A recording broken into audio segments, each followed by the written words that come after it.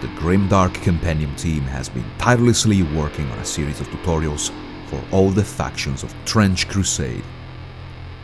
Since its first announcement, I've been deeply passionate about this universe, and now I'm finally ready to reveal what I've been working on.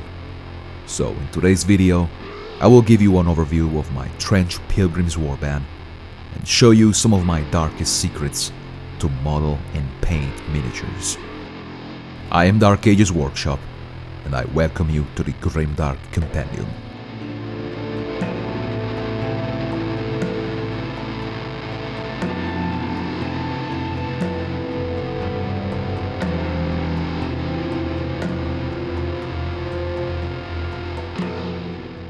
For this project, I've set myself some important goals.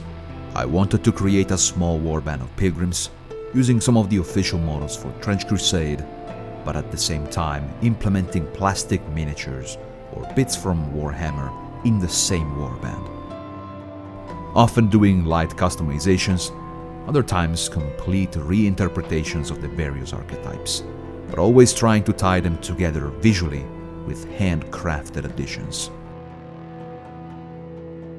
As for the painting itself, I wanted to feature a wide selection of recipes and techniques to recreate the world of Trench Crusade in a truly visceral aesthetic, suitable for all skill levels. But most importantly, I've made this course following a fundamental principle that defines everything we do at the Grimdark Compendium. Make up your way. So the Trench Pilgrim series is not just painting tutorials to follow, but a course on how to develop a mindset, a set of skills to master a way of making miniatures that is artisanal and unique, so that you learn at your own pace and at the level of investment that you wish. Sometimes the process can get a bit unconventional in the execution, but it plays a big part of the fun, and to me, this is the ultimate meaning of the hobby. Now let's see some of the most crucial principles, modeling and painting techniques that I've employed throughout the entirety of this project. First and foremost, Trench Crusade highly encourages experimentation and creativity, often pushing the player and the hobbyist to create characters with different loadouts and designs. Converting, kitbashing, and introducing new dimensions are concepts that we consider holy commandments. So I felt this was a perfect opportunity to create something of my own. Even though right now it is still in a playtest stage of presentation, the rulebook is a goldmine in itself to help you create your customized miniatures. Every faction in this game can be built as it is presented normally, or you can choose to follow what is called a warband variant. Extremely thematic specializations for every warband, sometimes coming with special rules or equipment and therefore a unique flavor and aesthetic. But we can also get inspired by the character's profile, to the special abilities, to the lore and fluff and the awesome illustrations. So the customization is simply endless. In this case, I employ something that I call a narrative approach to modeling. From the choice of basic shapes, to the weaponry and equipment, to the small details, the Trench Pilgrims should be immediately recognizable as a militarized force of religious fanatics. For every element that is there just for the sake of cool visuals and composition, there's one choice that is intentionally placed for a narrative reason. If you ever played an RPG before, try to follow this advice and see what you can come up with. Treat your miniatures as if you were creating the individual characters of a party. Everything will fall into place and the modeling will feel much more natural.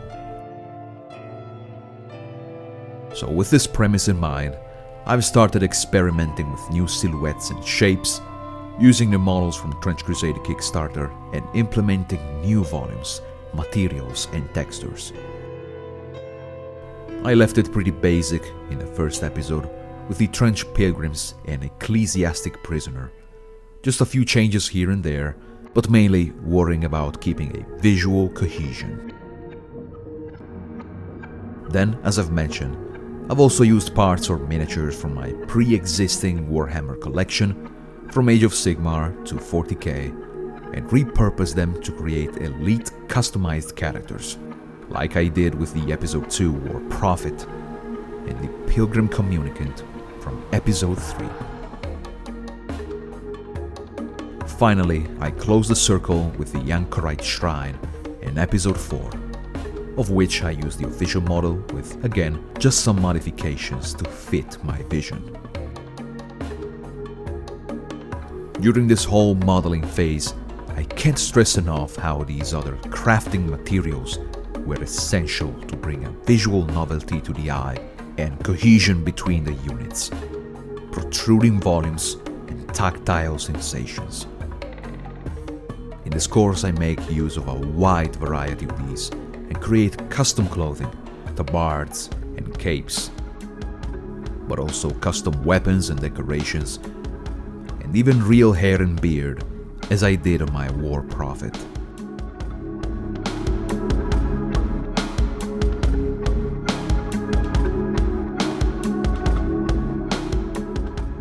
I hope that all these advices will help you find the inspiration to come up with your own warband of Trench Pilgrims. But of course, while shapes and volumes are fundamental, we must not forget the painting aspect. I think it's safe to assume that Trench Crusade is the ultimate excuse to try understanding more about the Grimdark style. Or, better, how far can you push yourself to manifest the Grimdark elements of a setting into your miniatures?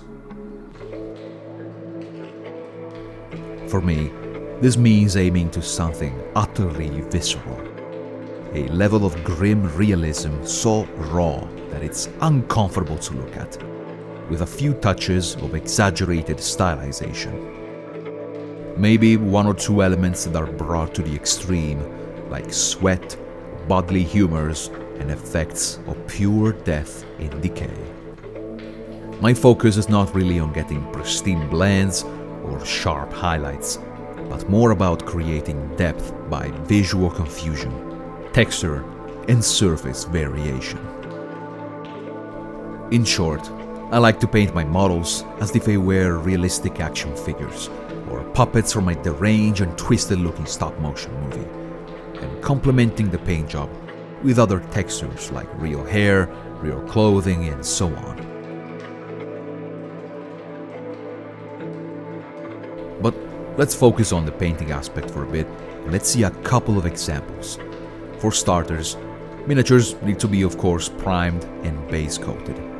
All the defining steps happen mostly at the end of the process, but we must value the importance of a good and reliable base coating.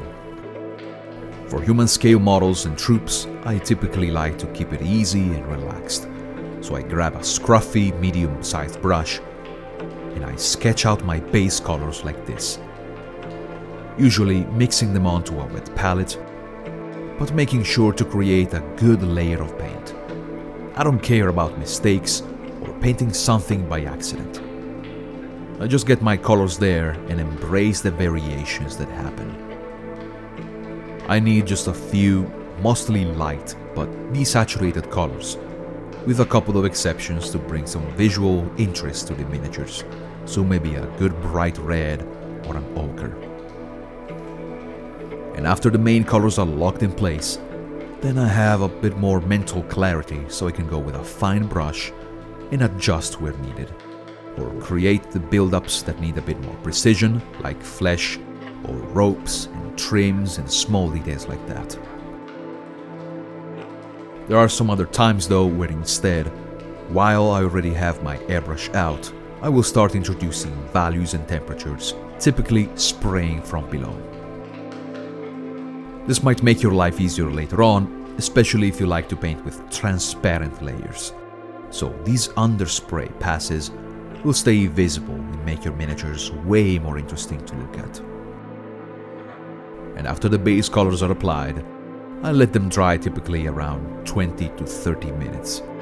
Unless you've used some sort of speed paint or contrast paint, a varnish is not required.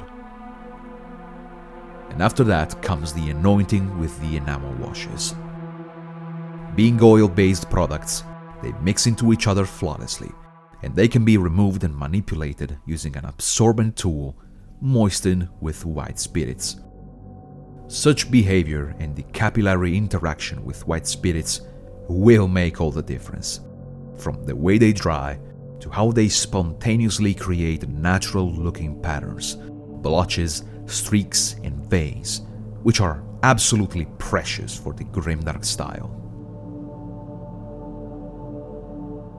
If you're unfamiliar with the principles of the reductive technique, I highly recommend that you go watch this video right here on our YouTube channel and demystify all of your doubts.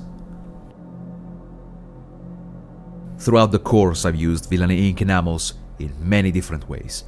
Their application and removal can be as straightforward or nuanced as we wish. But let me show you a few examples here. My favorite way to use enamels is straight onto a flat palette, leaving a stain of neat, undiluted paint that I can come back to anytime. With a brush full of white spirits, I can dilute this on the fly, adjusting as I go. You can see that on the pants right here, I have this pretty jarring transition. As I said, my base color was just nothing more than a sketch, and the grime will not only shade the recesses and tint the surface, but also create a mesh of texture and speckling, generating a bridge between the colors. So I pass about 10 seconds of blow dryer and proceed with a 3-step reductive technique. This part is often overlooked, but it's as important as the application itself. I will use a cotton bud damp with spirits to decimate about 50 to 60% of the pigments from the surface. Then I flip it over and start gently dabbing the surface, partly removing and partly smearing those pigments. And finally, I use a flat brush that is just slightly moistened with spirits to define the actual shape of the remaining grime. And if I remove too much, I can always come back to the palette and add more. This is the principle behind the basic unifying wash paths of all figures. But there are so many different things that we can do. We don't always have to cover the entire miniature. We can just apply locally, like we would do with any other paint, but taking advantage of all those properties of the enamels. For example, I play with Villainy ink effects on the flat palette with my brush until I load my bristles exactly the way I want. Especially with the effects like the crimson and the Colia green, I like to use a minimal amount of my brush and mix it directly into the grime, being very conservative with the quantity. With this exact recipe, I obtain a realistic effect of bruised skin on the ecclesiastic prisoner that is super easy to execute, just blending the Carrion Crimson into the leftover grime, not on the palette, but on the features of the model itself. I'm just following the sculpt and imagining where it would have the most gruesome livid skin. Other times, what I do is blow drying my paints on the flat palette for about 10 seconds. I've done this in episode 2, mixing the Colia green with the Decay of Death to create an oxide patina on the War Prophet's crucifix, obtaining this chalky and powdered effect.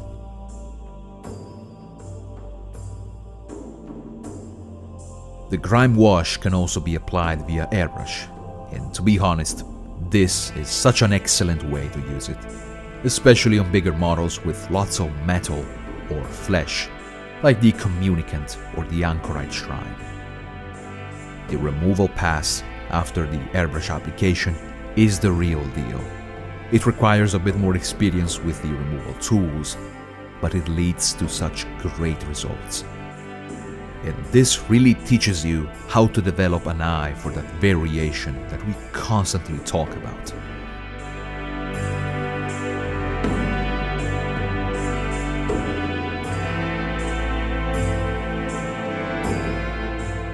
To create even more convincing and visceral effects, I've often used the enamels in conjunction with other products or tools.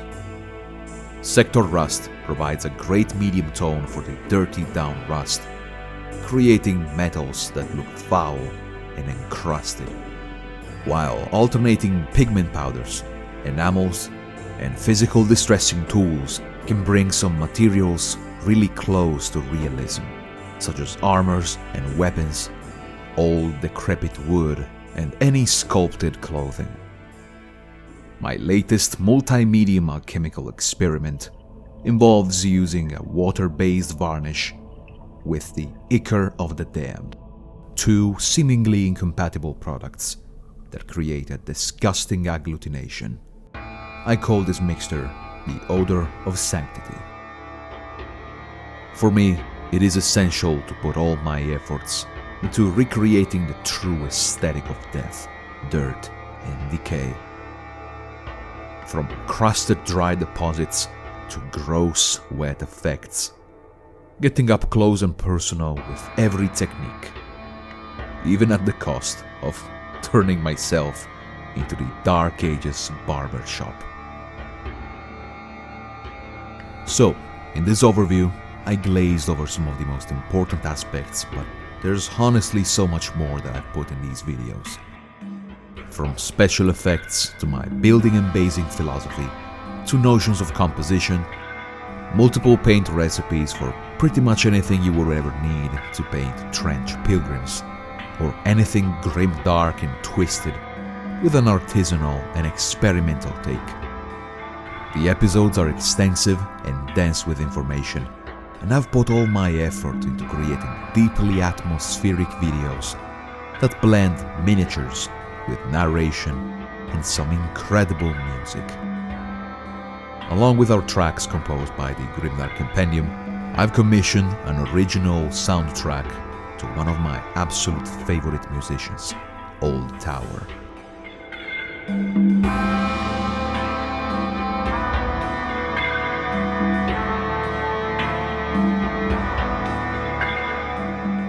So, hopefully you've enjoyed this overview and you've learned something new today. If you want to support what we do, head over to the Grimdark Compendium. Our courses are available to watch for streaming, or you can buy them and own them forever. And that's the best way to support all the artists involved. If you check out my Trench Pilgrims series, please reach out and share your thoughts. And stay tuned for the last 2 episodes coming out in the next couple of weeks. Farewell, brothers and sisters, and take care.